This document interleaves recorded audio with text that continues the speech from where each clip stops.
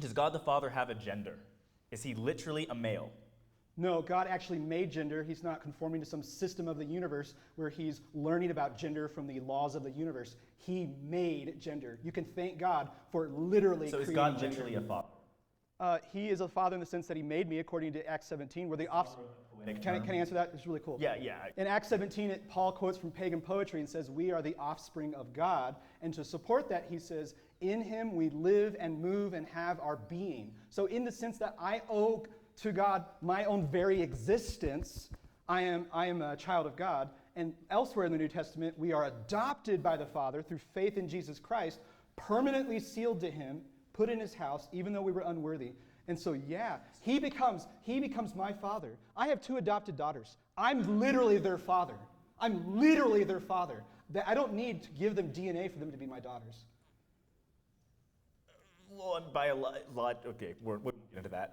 But biblically speaking, you don't believe God the Father is an actual father in the sense of the way the word is defined, always. It's more of a poetic term, would you say? God doesn't need male body parts and a wife to create a universe and beget it and beget spirit babies and populate it. Is God gender non-binary? He created gender. It's his idea. So gender in terms of the heavens is not an absolute thing. It's kind of a subjective, it's a non-binary. It's a... Anything good that reflects the nature of God in womanhood and in manhood points back to a collective beauty in the single being of God. Will you be male in the next life? Absolutely. Will your wife be a woman in the next life? Absolutely. So are you made physically in the image of God as stated in Genesis? Genesis says that I'm to be fruitful, multiply, and represent God, having dominion over the earth. And what it means to be in the image of God is that I'm suitably made to represent him over the rest of creation. It doesn't mean that God has fingernails.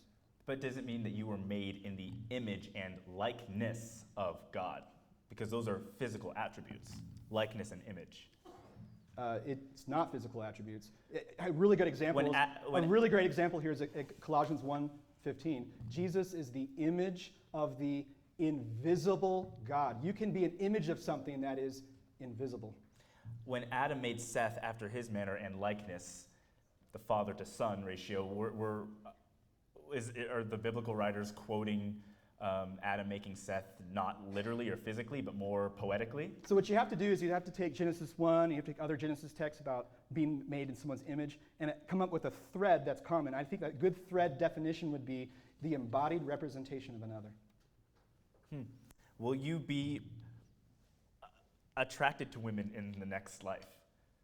Sexually? Sure. I don't know. Probably not.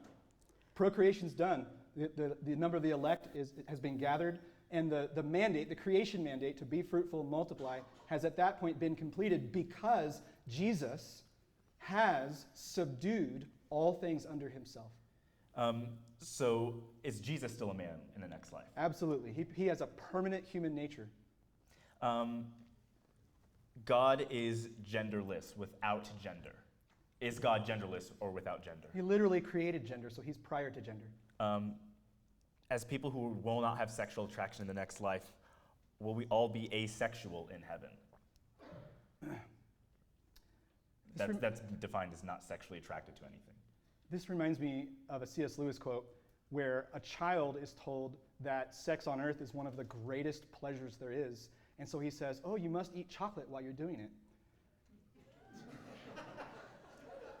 The pleasures I have in the resurrection are way better than sex.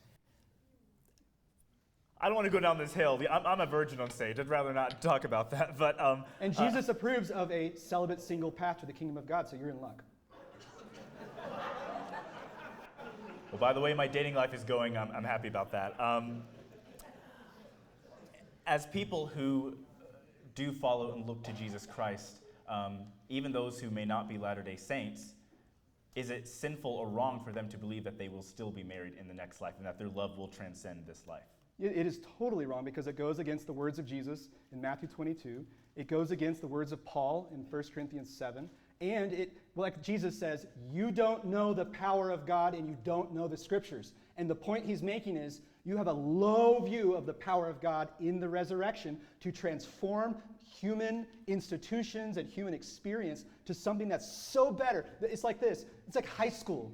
Marriage would be like high school in the resurrection. It was great. I thank God for it, but I wouldn't want to go back. I've got better things now.